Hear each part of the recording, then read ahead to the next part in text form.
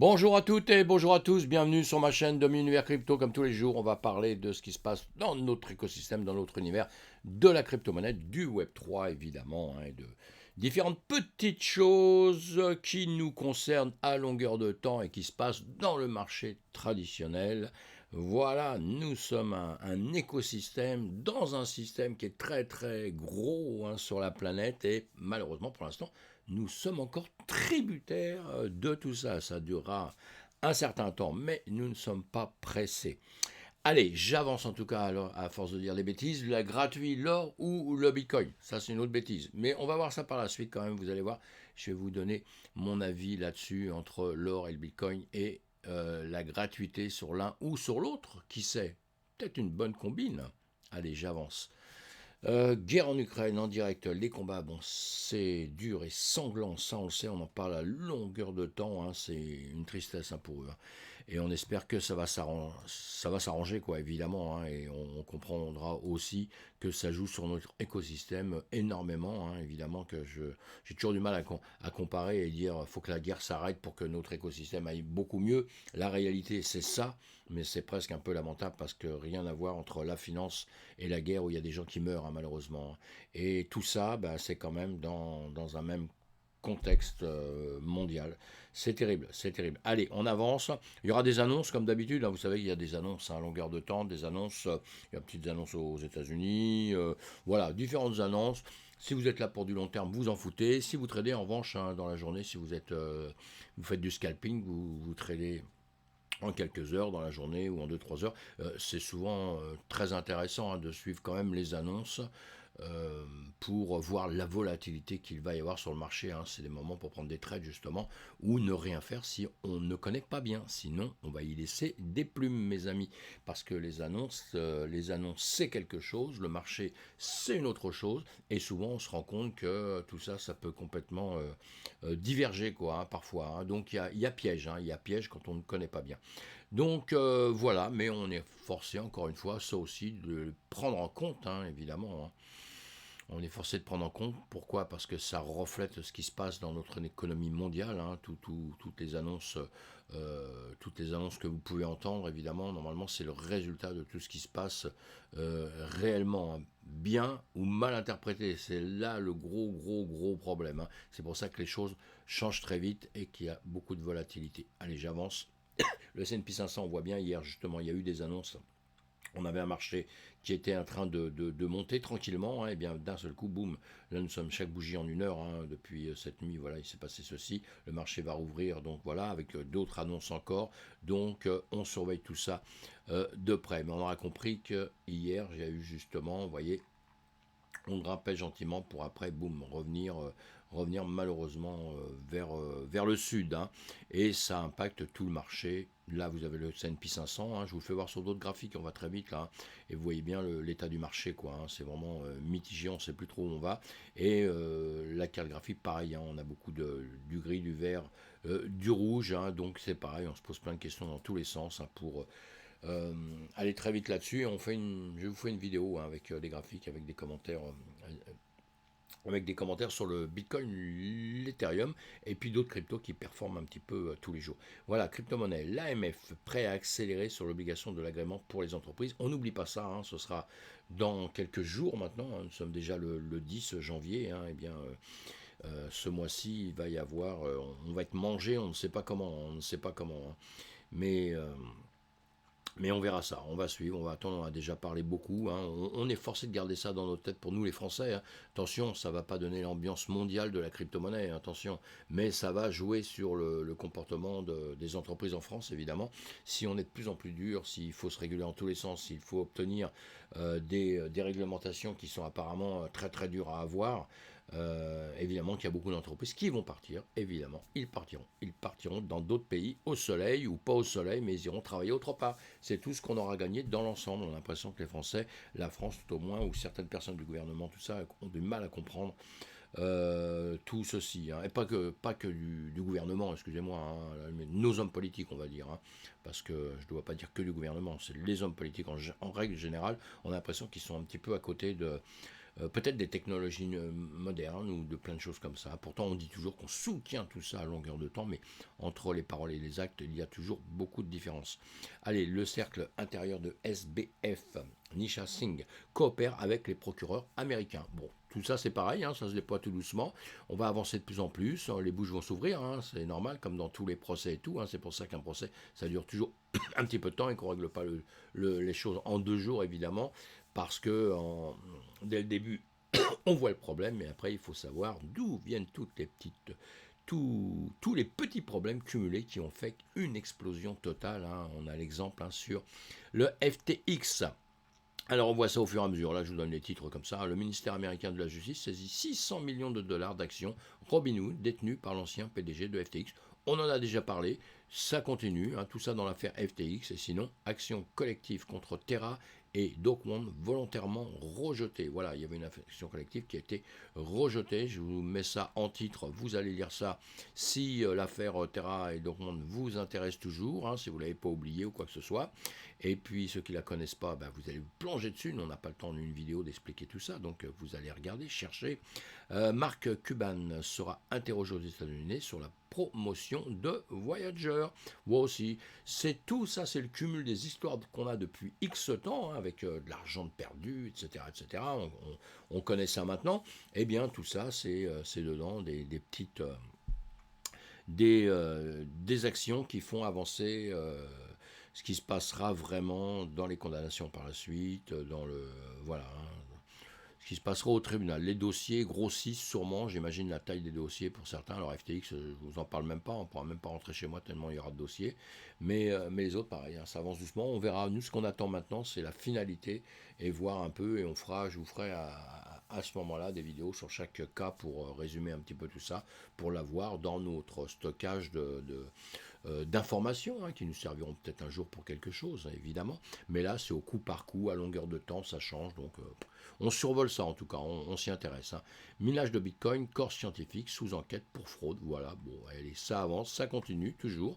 D'une chute à l'autre, ce qui augmente la pression sur un corps scientifique déjà en difficulté en menant une enquête sur d'éventuelles fraudes que l'entreprise ou ses dirigeants auraient pu commettre. Eh bien voilà, donc un coup on dit ça va aller mieux, un coup on dit ça va moins bien. Dans un communiqué du 9 janvier, cabinet d'avocats Pomerantz a annoncé qu'il avait ouvert une enquête sur corps scientifique pour déterminer si l'entreprise ou les dirigeants se sont livrés à une fraude en matière de valeurs mobilières ou d'autres pratiques commerciales illégales. Le cabinet affirme qu'il mène ses investigations au nom des investisseurs de corps scientifiques. Pomerantz est connu comme l'un des pionniers des recours collectifs en matière de valeurs mobilières. Il dispose du bureau à New York, mais également à Chicago, à Los Angeles et à Paris. Dans le cadre de son enquête sur corps scientifique, le cabinet s'intéresse à divers incidents qui ont pu faire chuter les cours des actions de la société. Vous voyez, c'est pas terminé tout ça. Hein. Alors on ira au fur et à mesure, sinon on va se gaver un peu. Dans quelques temps, on va s'arracher un peu les cheveux avec ça et ça va commencer à moins nous intéresser. Comme toutes les affaires, hein, vous savez. Hein. Comme toutes les affaires, au bout d'un temps, on s'habitue. Après, bon, on passe à autre chose, hein, parce qu'après, il y aura d'autres affaires, d'autres petits trucs. Alors voilà. Bon, allez, Goldman Sachs va supprimer 3200 emplois. Voilà, ça aussi, on en a déjà parlé. Ça se répète un petit peu, mais bon, on le sait. On a toujours des, des news, des sous-news, des renseignements à droite à gauche. Évidemment, le géant financier a annoncé une extension de supprimer. Son intention de supprimer 3200 emplois après le 11 janvier. Donc nous sommes le 10 janvier. Hein, donc voilà, il y a quelques personnes qui vont être mangées là dans quelques jours. Ce nombre équivaut à environ 6,5% de l'effectif total de l'entreprise de 49 100 personnes en octobre 2010 et serait la plus importante depuis la crise financière de 2008. Voilà, nous sommes dans une crise, hein. Nous le savons tous, hein, c'est un peu dramatique. On espère que la plupart des sociétés vont quand même s'en sortir. Il y a beaucoup de sociétés en difficulté, hein, on fait le calcul, alors, entre celles qui sont des escrocs et puis celles qui ne sont pas des escroqueries, qui ne sont pas des escroqueries du tout, mais qui souffrent du bear market, qui souffrent du bear market en général. Je ne parle pas que de la crypto, hein, je parle du marché traditionnel, on l'a bien compris, hein, les investisseurs... tremble en ce moment. Fête de Hong Kong, le centre de la crypto-monnaie a souligné le secrétaire au Trésor. Voilà, moi j'aurais aimé que ça soit Paris, qu'on fasse la France, le centre de la crypto-monnaie, mais je crois que nous, on est mal barrés, mes amis. Hein.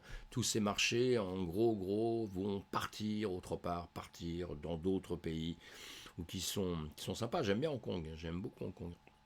Je suis pas un fan de Hong Kong, mais j'aime bien Hong Kong quand même. Voilà, allez. Coin Tribune. Pourquoi rendre l'agrément PSAN obligatoire? Désavantage-t-il les sociétés crypto? Je vous ai mis cet article, comme tous les articles, je vous mets les liens, vous allez les lire, vous allez aller voir ça, hein, exactement. Tenez, d'ailleurs, vous avez effectivement comment dire, sur BFM Crypto, Owen Simonin s'explique un petit peu là-dessus. Voilà, vous avez tout ça, vous allez regarder tout ça, mais effectivement, ce que je vous disais tout à l'heure, en gros, où vraiment ça nous pose problème, où vraiment, vraiment, vraiment ça nous pose problème, c'est que les entreprises qui ne pourront pas travailler chez nous, ils iront travailler autre part. C'est tout, basta. La chose à comprendre, c'est que tout ce monde justement de la crypto-monnaie, bon, la DeFi, c'est encore spécial, mais tout ce monde de la crypto-monnaie, tout ce monde donc de la DeFi, de la monnaie numérique, ça se fait dans le monde entier. Donc une entreprise, elle peut être montée dans n'importe quel pays. Et il y a des pays qui ont compris, qui vont être plus favorables justement aux gens qui entreprennent. Nous, malheureusement, encore une fois, comme dans beaucoup de domaines, on a l'impression qu'on veut casser tout ça d'entrée, quoi. On veut aucun risque. Nous, on est dans un métier où on fait comment dire, les Chinois, ils ont fait 100% zéro Covid, vous voyez. Nous, je crois qu'on fait 100% zéro risque. Mais on sait très bien que ça n'existe pas. On sait très bien, les Chinois l'ont compris maintenant, je pense, et nous, on l'a pas encore compris, hein, que zéro risque pour les gens. Si vous voulez zéro risque quand vous faites de la finance, ben vous savez ce que vous faites pas de finance, quoi. Vous restez tranquille quelque part et vous ne touchez à rien, on met son argent sur la caisse d'épargne, et évidemment, qu'on protège tout le monde des escrocs, on est entièrement d'accord avec ça, on est entièrement d'accord, mais je ne suis pas un homme de loi, donc je ne suis pas capable de faire ces lois qu'il faudrait faire. Mais je pense que dans tout ça, il faut bien y réfléchir et il ne faut pas tout brider, quoi. Il ne faut pas tout brider pour que les gens ne puissent pas faire quoi que ce soit. Il faut faire en sorte, laisser des portes ouvertes pour que les gens entreprennent. Moi, je ne dis pas qu'il ne faut pas les surveiller. Je ne dis pas qu'il faut, je ne sais même pas comment d'ailleurs en réalité, hein, encore une fois, je répète, je ne suis pas un homme de loi, je ne fais pas les lois. Mais il faut réglementer d'une manière à ce que les entreprises quand même puissent s'installer chez nous et puissent obtenir les réglementations, pas faire des trucs à un point que personne ne peut l'avoir. À partir du moment où personne ne peut l'avoir, ça va devenir très très compliqué, hein, parce que ça c'est une forme encore, comment dire, détournée de dire on veut pas de vous, quoi, hein, alors qu'on crie haut et fort, on est pour la technologie, on est dans un pays extraordinaire, où on est toujours à la pointe de tout. Bon, bah ouais. Ouais, moi je connais la pointe du Raz, c'est pas mal, hein, c'est vachement beau et tout, etc. Mais sinon, pointe de technologie en France, oui, je veux bien sur certains domaines, mais je crois qu'on bride beaucoup d'entreprises, hein. Allez, j'arrête là-dessus, on avance mes amis. Donc, installation de guichets automatiques Bitcoin à plat alors que l'hiver crypto mort. Oui, oui, oui, l'hiver crypto, ça fait de mal à beaucoup, beaucoup de monde, hein. Alors, mais là, on nous dit bien que cela soit principalement dû à la stagnation du marché américain et il y a une certaine croissance dans d'autres pays. Ah, le nombre de guichets automatiques Bitcoin dans le monde est resté largement stable au cours des 6 derniers mois. C'est bien, c'est une bonne chose ça. Et effectivement, pour ça aussi, il y a des pays qui ont adopté, hein, tout ça, ces guichets automatiques, et il y a des pays qui ne les adoptent pas, hein. Il y a des pays qui se développent énormément là-dessus et d'autres non. Bon, bah ça c'est pareil, hein. On aime ou on n'aime pas, hein, mais on ne fait pas berk, encore une fois. Allez, on suit. La cryptosphère a perdu 61% de moins à cause des pirates en 2022 par rapport à 2021. C'est clair ça, ce que je viens de dire là? Je ne sais pas. Mais en tout cas, la chose est que apparemment, ça se passerait beaucoup mieux pour 2022 que pour 2021. En voici une bonne nouvelle, la cryptosphère a perdu 3,78 milliards de dollars à cause de 303 incidents de sécurité liés à la blockchain en 2022, soit 61% de moins que les 9,80 milliards de dollars enregistrés en 2021, selon un rapport de Slow Myths. Bon bah voilà, tout va bien, la vie est belle, quoi. Même si le nombre d'incidents de piratage n'a cessé d'augmenter depuis 2020, le montant total perdu à cause de ces attaques était le plus petit en 2022. Alors comment ils calculent le montant perdu? Comment ils calculent le montant perdu? Est-ce qu'ils calculent au nombre d'actions qui ont été faites? Alors, l'année 2020 a connu 123 incidents de piratage qui ont coûté 4,31 milliards de dollars, soit 13,9% de plus que les 3,78 milliards de dollars de 2022. D'accord. L'année 2020 a connu 123 incidents, mais combien il y en a eu en 2022? Les chiffres ont révélé que la plupart de ces incidents de piratage ont été vécus par DeFi, des ponts interchaînes et des écosystèmes NFT. On en a parlé X fois déjà de notre danger, tout ça.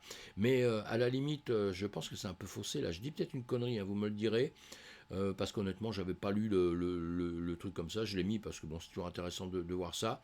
Mais là, on va dire que dans les chiffres, il y a peut-être quelque chose qui ne va pas parce que à nombre de BTC volés égal, hein, un nombre égal, on est dans un bear market. Hein.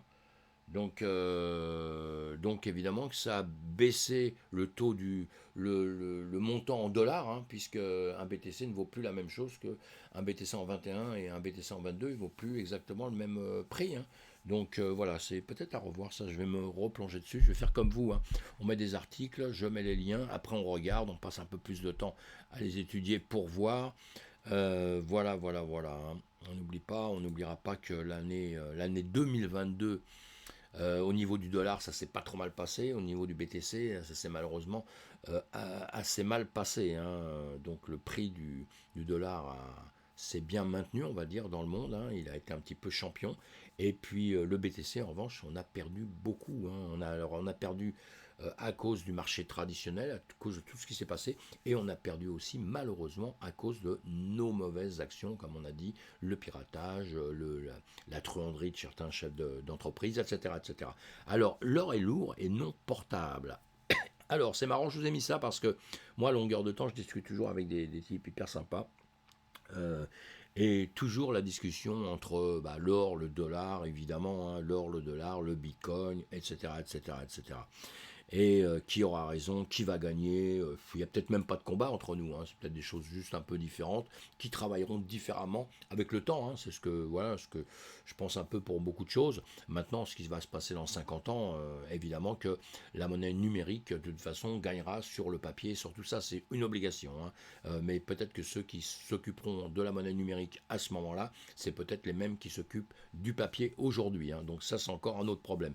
Mais en tout cas, en ce qui est l'or et le BTC, la valeur de réserve, etc. Je sais que on est quand on aime le Bitcoin, les crypto-monnaies, on déteste presque l'or. Hein, j'entends ça à longueur de temps. Alors que l'or, bon, écoutez, l'or s'est pas trop mal comporté quand même pendant des années. Hein, si on regardait tout ça, c'est quand même pas mal comporté. Puis il y a des avantages. Je voulais juste le dire pour un peu rigoler. Alors, je vais vous mettre tous ces liens-là, évidemment. Hein. Il y a un article où le type critique énormément l'or, hein, l'or physique. Hein. Il est lourd, pas transportable. Bon, là, je ne suis pas tellement d'accord. Évidemment, si vous voulez vous balader tous les jours avec 10 kilos d'or sur vous, c'est quelque chose. Mais l'or, vous en avez un petit peu, ça peut. Vous avez 500 grammes d'or dans le monde entier où vous soyez, vous allez pouvoir l'échanger à n'importe quel moment, même si vous n'avez plus d'électricité pour vos cryptos parce que vous pouvez plus échanger, faire quoi que ce soit parce qu'il n'y a plus de jus, il n'y a plus d'internet. Je ne sais pas, vous aurez toujours l'or, hein, c'est pas mal hein, quand même. Hein. Évidemment, pour le couper, pour le peser, tout ça, c'est un peu chiant. Hein, évidemment, c'est un petit peu casse-couille. C'est jamais vraiment très au millimètre près. Quoique, vous savez, on a des bascules maintenant hein, qui vous donnent vraiment le gramme, milligramme, etc. Au poil, quoi. Et donc, voilà. Et ça, vous pouvez le changer n'importe où. Hein, enfin, fond de l'Amazonie, quoi que ce soit. Je vous dis, au fond d'une grotte et tout, vous pouvez encore négocier votre or plus facilement que de négocier autre chose. Ça, c'est déjà quelque chose. Maintenant, attention, hein, j'adore la crypto-monnaie et j'aime le BTC. Hein, j'essaie juste de remettre un peu certaines pendules à l'heure de choses que j'entends à longueur de temps, hein, gentiment. Hein. Et donc, voilà, là, vous lirez ça parce que pas mal de critiques et tout, donc c'est assez intéressant. Et puis là, il y a aussi pareil un petit historique très simple hein, qui vous dit un petit peu l'histoire justement de l'or jusqu'au moment où ça s'est arrêté. Il y a le dollar qui a repris un petit peu, comment dire, le qui a repris le dollar a pris le pas sur l'or, hein, etc. Hein, et après, c'en est carrément défait. Mais on voit bien que c'est toujours une valeur de de réserve quand même. Hein. C'est quelque chose qui monte tout le temps, hein, qui, vous voyez, depuis qu'il est parti, alors là, vous l'avez depuis le démarrage quasiment, enfin, le démarrage 18e siècle, et là, on le voit je sais pas combien, en 2020 à peu près. Hein. Et voilà, et ici, vous l'avez de 1970 jusqu'à 2020, d'accord. Et ce qui est intéressant à penser, à réfléchir aussi, c'est que ma petite réflexion, c'était, moi j'ai toujours aimé l'or, j'ai toujours aimé euh, l'or, et la petite réflexion qui m'est venue tout à l'heure, c'est que aujourd'hui du BTC, vous ne pouvez pas l'avoir gratuitement, mes amis, hein, parce que pour avoir du BTC gratuitement aujourd'hui, il va falloir l'acheter. Il faut passer par une plateforme, il faut passer par quelque chose, vous l'achetez, hein, vous l'achetez au cours du jour, hein, évidemment. L'avoir gratuitement, vous ne pouvez pas l'avoir gratuitement. Alors que l'or, la chance que vous avez encore aujourd'hui, ça ne durera qu'un temps, je ne sais pas, vous pouvez encore avoir de l'or gratuitement. Il y a des gens, on a toujours des chercheurs d'or. On les a sur les brocantes, on les a partout. Les gens qui cherchent, ils vont sur les déballages, vous regardez un peu partout, et ils sont en train de tripoter tout ce qui ressemble à de l'or, tout ce qui est jaune. Ils regardent s'ils trouvent les poissons dessus. Il y a ceux qui sont très habitués à rien que toucher déjà, qui se disent tiens, ça c'est de l'or, ça c'est pas de l'or, et ils arrivent à l'acheter très très très peu cher. L'or, c'est encore quelque chose que vous pouvez trouver par terre. Hein. Quelqu'un qui perd sa gourmette ou n'importe quoi, vous pouvez le trouver assez facilement, assez facilement. Vous pouvez aussi avoir la chance d'aller dans les pays où il y a de l'or à aller ramasser, mais bon, il faut creuser, c'est très très dur, hein, mais vous pouvez avoir une petite chance de retrouver un petit truc par terre. Bon, la crypto, on ne peut pas la trouver gratos quand même. Hein. Donc aujourd'hui, sur l'or, si, pour ceux qui le cherchent, et j'en connais beaucoup qui le font, hein, et ils peuvent encore trouver de l'or où ils l'ont à un coût zéro, hein, et où ils le revendent suivant les cours de l'once et tout, hein, vous voyez. Là, il était, cours de l'once d'or, il est à 2000, quoi. Bon, je sais pas exactement, mais on s'en fout. Et vous voyez, donc on peut avoir des gains multipliés par je ne sais combien. Voilà, c'est tout ce que je voulais dire. Hein. C'était un petit peu le côté que je trouvais drôle sur l'or, justement. Sur l'or, c'est quelque chose qu'on peut encore avoir gratuitement. Puis pour l'instant, on ne peut pas encore cracher complètement sur l'or. Mais encore une chose, encore une fois aussi, l'or pourrait disparaître totalement un jour ou l'autre. Pourquoi pas? Pourquoi pas? Comme le dollar peut disparaître totalement. Comme le bitcoin peut disparaître totalement. La raison, c'est quoi? C'est la confiance. C'est la confiance. On est dans des systèmes monétaires où on les a transformés avec le temps. Hein. Je ne suis pas là pour faire un cours là-dessus, mais on les a transformés avec le temps. C'est ce que c'est aujourd'hui. On passera totalement par la suite à la monnaie numérique, puisqu'on on évitera de couper des arbres, des machins, etc. etc. Mais encore une fois, il y aura toujours la confiance. On passera toujours d'une chose à l'autre, puisque comme nous, on croit fortement au BTC, au Bitcoin, c'est celui qui a le plus grosse market cap, hein, on est bien d'accord. Donc c'est important, mais c'est la croyance simplement. Donc il faut ne pas perdre cette croyance. Et si on ne veut pas perdre la croyance en crypto, il faut sécuriser tout à mort. Voilà, c'est tout. Encore une fois, voilà, je voulais dire autre chose, mais je ne me rappelle plus quoi. Allez mes amis, je continue d'avancer. En tout cas, je vais vous mettre les liens sur tout ça. C'est aussi marrant. Ah si, c'est ça que je voulais vous dire aussi au niveau de l'or. Au niveau de l'or, il y a des coups à faire comme dans tout. Vous vous rendez compte, il y a des pièces d'or. Je vous ai mis le top 5 des pièces en or et argent les plus chères du monde. Il y a des pièces en or. Alors si on compte l'or avec le grammage simplement, hein, ceux qui ont acheté ça à une époque, hein, je vous laisse regarder, je vous laisserai lire aussi. Hein. Moi, c'est des choses qui m'intéressaient énormément il y a des années en arrière, donc je suivais tout ça. Et vous voyez des tarifs qui sont avec simplement quelques grammes d'or. Hein. Vous voyez qu'il y a des choses à faire partout dans tous les systèmes, hein, mais il faut en profiter, il faut le savoir en profiter au bon moment et savoir se retirer peut-être au bon moment aussi.